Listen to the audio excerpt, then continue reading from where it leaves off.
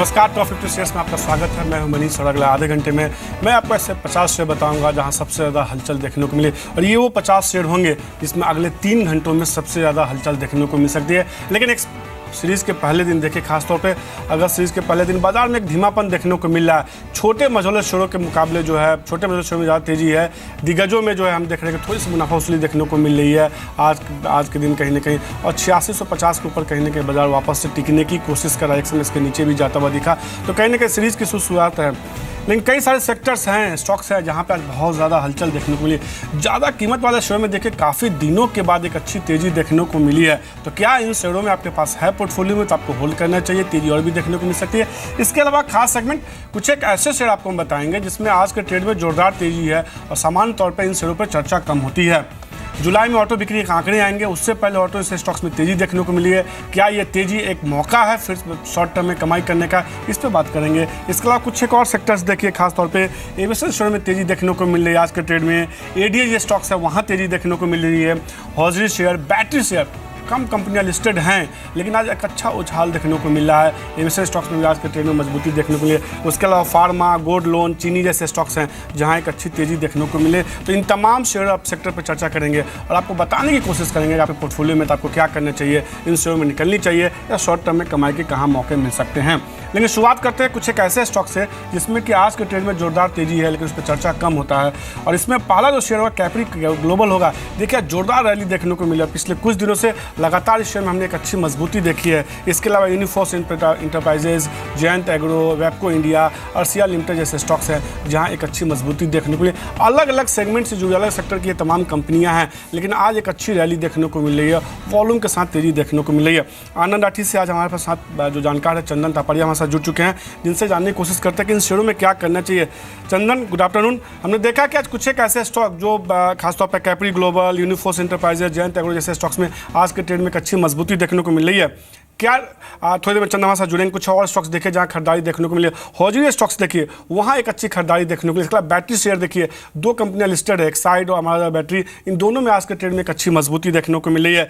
GST को लेकर जिस तरह से माहौल, हॉजरी स्टॉक्स देखिए जहां एक अच्छी मजबूती देखने को मिली। लवेबल, टीटी जैसे स्टॉक्स है जहां खरीदारी देखने को मिले। लेकिन चंदन, शुरुआत में कुछ ऐसे स्टॉक्स के साथ करूंगा जिसमें क्या जोरदार तेजी है, चर्चा कम होती है। Capri global, Jayant Agro, Webco India जैसे स्टॉक्स हैं जहां एक अच्छी मजबूती देखने को मिले। इन 5 स्टॉक्स में से कोई आपको एक पसंद है क्या? जी हाँ, देखिए इन काउंटर्स की बात करें, ये काउंटर काफी दिनों बाद एक चर्चा में आए हैं। और इनफैक्ट मैं जयंत एग्रो की बात करूं, एक कंसोलिडेशन ब्रेकआउट पिछले सप्ताह मिला था और उसके बाद लगभग इसने 10 से 12% की रैली देखी है। और रिसेंटली इसने एक जो सपोर्ट है उसको ऊपर की तरफ बेस बना के 290 को बेस बनाया और अब ये 320-22 के आसपास कामकाज कर रहा है। मेरे हिसाब से जिस हिसाब से एक पॉजिटिव पोल इन फ्लेक का ब्रेकआउट हुआ है, यहाँ पे 340-345 तक के टारगेट वो देखे जा सकते हैं। तो जयंत एग्रो एक बेहतरीन ट्रेड हो सकते हैं। हालांकि काफी ज्यादा रन पिछले 5 महीने में हो चुका है, बट स्टिल मेरा मानना है कि यहाँ पे ट्रेंड पॉजिटिव है और मोमेंटम है, उसका फायदा इस स्टॉक को एक्सटेंशन टारगेट ऑफ 340-345 तक जाने को मिलेगा। वैसे भी देखिए चंदन, स्मॉल कैप इंडेक्स जो है दिन के ऊपरी स्तर के आसपास ट्रेड कर रहा है। संकेत हो रहा है कि छोटे मझोले शेयरों में ही कहने के और अच्छी तेजी देखने को मिल सकती है। जयंत एग्रो खरीदारी करने की सलाह दे रहे हैं। चंदन को लगता है कि 400 के लेवल को भी शेयर पार करता हुआ दिख सकता है। कुछ एक और छोटे मझोले स्टॉक्स देखिए, हॉजरी स्टॉक्स देखिए जहां पे आज के ट्रेड में एक अच्छी मजबूती देखने को मिल रही है, खासतौर पर लवेबल, टीटी लिमिटेड, इसके बाद मैक्सवेल इंडस्ट्री जैसे स्टॉक्स जिसमें खरीदारी देखने को मिले। मैक्सवेल ने कहीं ना कहीं आज तेजी को लीड किया, थोड़ा वॉल्यूम में भी सर्ज देखने को मिला। इन तीनों में से कोई पसंद है क्या आपको? जी हाँ, सबसे पहले इन काउंटर्स की बात करें, मैक्सवेल जरूर एक परफॉर्म किया है, बट ओवरऑल पिछले लगभग 5 से 6 सप्ताह में कंसोलिडेशन हुआ और इनफैक्ट ये जो कंसोलिडेशन है वो एक पॉजिटिव मूव के बाद का पोज है। तो मेरे हिसाब से वापस एक नई यहाँ पे मोमेंटम बन सकता है। जून देखें, जून में ये काउंटर लगभग 50 रुपए के आसपास हुआ था, वहां से 74 तक का मूवमेंट दिया और वापस रिसेंट कंसोलिडेशन के बाद आई थिंक वापस एक नई रैली स्टार्ट कर सकते हैं। हालांकि अग्रेसिव टारगेट नहीं होंगे, बट करंट लेवल से मेरा मानना है कि 67 से 68 तक के लेवल देखे जा सकते हैं। उसके अलावा जहां तक आपने लवेबल की बात की, ये काउंटर भी एक कंसोलिडेशन ब्रेकआउट देखने को मिल रहा है। हालांकि वॉल्यूम थोड़े से कम आ रहे हैं और मेरे हिसाब से यहाँ पे यदि थोड़ा सा फॉलो बाइंग आई और 288 के लेवल को होल्ड किया तो 300-305 तक स्तर भी यहाँ पे छूने को मिल सकते हैं। और इस काउंटर ने काफी महीनों से परफॉर्म नहीं किया है और इन मौजूदा लेवल को यदि होल्ड कर पा जाता है तो मेरे हिसाब से यहाँ पे थोड़ी सी परफॉर्मेंस देखने को मिल सकती है। तो मैक्सवेल, लवेबल दोनों में थोड़े उछाल यहाँ पे देखने को मिल सकते हैं। तो चंदन को लगता है कि लवेबल है तो खरीदारी कीजिए, है तो होल्ड कीजिए, 305 तक का लेवल वो मान के चलने। इसका मैक्सवेल उनको लगता है कि करीब 67-68 रुपये तक का लक्ष्य देखने को मिल सकता है। मतलब मैक्सवेल आपके पास है तो उसको होल्ड करने की सलाह दे रहे हैं। इसके अलावा कुछ और स्टॉक्स देखिए, बैटरी शेयर, 2 लिस्टेड कंपनियां हैं, एक्साइड हमारा बैटरी, और काफ़ी दिनों के बाद दोनों में एक साथ तेजी देखने को मिली, अच्छे वॉल्यूम के साथ तेजी देखने को मिली। दोनों में इन्फिनो साइड में ट्रेड भी होता है। इन दोनों में से कोई एक पसंद है या दोनों पसंद है?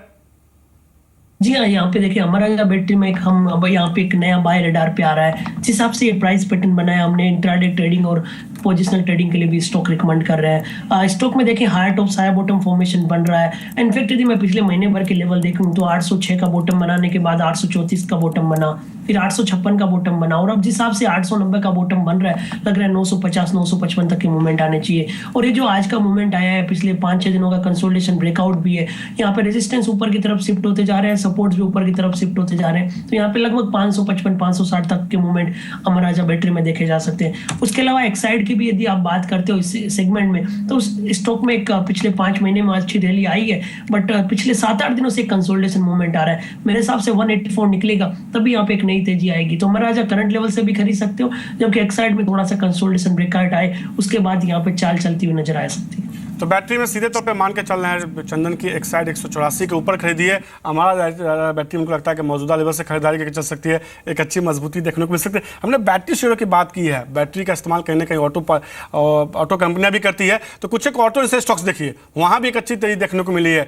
जुलाई के ऑटो बिक्री के अब आंकड़े आएंगे, उससे पहले कहीं ना कहीं उस हफ्ते में, खासतौर पर एक हफ्ता पहले, इन तमाम शेयरों में एक अच्छी रैली देखने को मिलती है। रैली कुछ दिनों तक लगातार चलती भी है। आज के ट्रेड में देखिए लुमिक्स ऑटो कल भी अच्छी मजबूती थी, Jamuna auto, auto line India, Bharat gear, सोना कोयो जैसे स्टॉक्स में एक अच्छी मजबूती देखने को मिली। सोना कोयो 8% की मजबूती के साथ दिन के ऊपरी स्तर के आसपास ट्रेड करा। आज फास्ट 50 शेयर में बताया भी गया था सुबह 7:30 बजे कि सोना कोयो पर नजर बना के चल सकते हैं। जिन 5 स्टॉक्स की मैंने बात की है चंदन, क्या इसमें से कोई आपको पसंद है या आपको इसके अलावा प्रिकॉल, गैब्रियल जैसे स्टॉक्स हैं जो आपको लगता है बेहतर परफॉर्म कर सकते हैं? अपने सबसे पहले लूमेक्स की बात की, मेरे हिसाब से लूमेक्स में यहाँ पे एक पॉजिटिव प्राइस पैटर्न बना है। आई डोंट नो कि क्या रीजन हुआ, 2 दिन पहले इसने जो एक काफी बड़ा ब्रेकअप दिया, वॉल्यूम के साथ ट्रेडिंग हुई।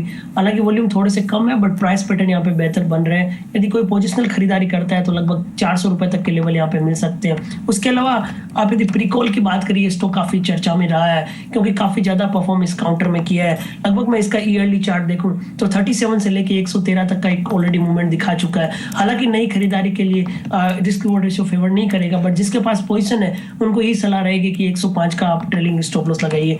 उसके अलावा आपने जो गैब्रियल की बात की है, मेरे हिसाब से गैब्रियल इंडिया में भी एक पॉजिटिव एक्सटेंशन मोमेंटम बना है। हालांकि यहाँ पे कोई ज्यादा बड़ी चाल नहीं आती है, बट जिस हिसाब से प्राइस स्ट्रक्चर बन रहे हैं, higher top higher bottom formation बन रहा है, रिसेंट हाई 107 को एक बार निकालना चाहिए। तो गैब्रियल को भी 99 के स्टॉप लॉस से 107 के लिए खरीदारी कर सकते हैं। लुमेक्स ऑटो इन सब में भी नजर बना के रख सकते हैं। तो लुमेक्स ऑटो को पसंद है चंदन को, उनको लगता है गैब्रियल भी बेहतर परफॉर्म कर सकता है। गैब्रियल भी वो मान के चलने की 107 108 के लेवल को पार कर सकता है। इसके अलावा प्रिकॉल वो मान के चलते होल्ड के चलिए, प्रिकॉल ऑल टाइम हाई के आसपास ही ट्रेड करा। आज कुछ एक ऐसे स्टॉक्स देखिए खासतौर पे चंदन, जिनकी कीमत अगर प्राइस वाइज देखेंगे तो बहुत ज़्यादा है, लेकिन बहुत दिनों के बाद तेजी आई है और आयशर मोटर ने कहीं इसको लीड किया है, क्योंकि हमने देखा नंबर्स बेहतर देखने को मिला आयशर मोटर के। Eicher motor all time high पे आ ट्रेड कर रहा है अभी भी। उसके बाद बाकी जो स्टॉक्स जिनकी कीमत आप देखिए, खासतौर पर Eicher motor, 3M India, Nestle थोड़ा कमजोर हुआ, लेकिन अभी थोड़ी देर पहले इसमें अच्छी मजबूती थी। बॉस लिमिटेड, फोर्स मोटर जैसे स्टॉक्स हैं जिसमें एक अच्छी तेजी देखने को मिले। समान तौर पर रिटेल इन्वेस्टर इन शेयर को खरीदते नहीं है, लेकिन अगर किसी के पास है तो इसमें से कोई एक शेयर जो आपको पसंद होगा?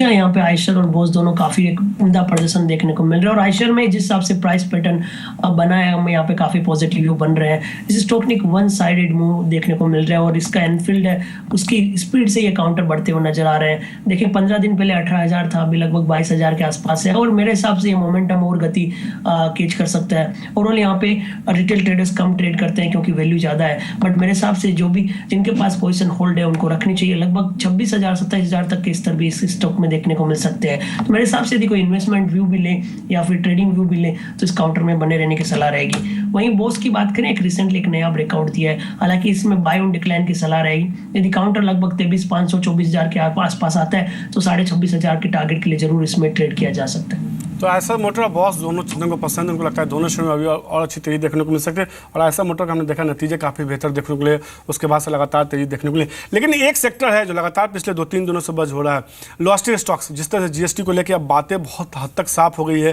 कि संभावना बढ़ गई है कि पास हो सकता है। अगले हफ्ते राज्यसभा में इस पर चर्चा भी होनी है।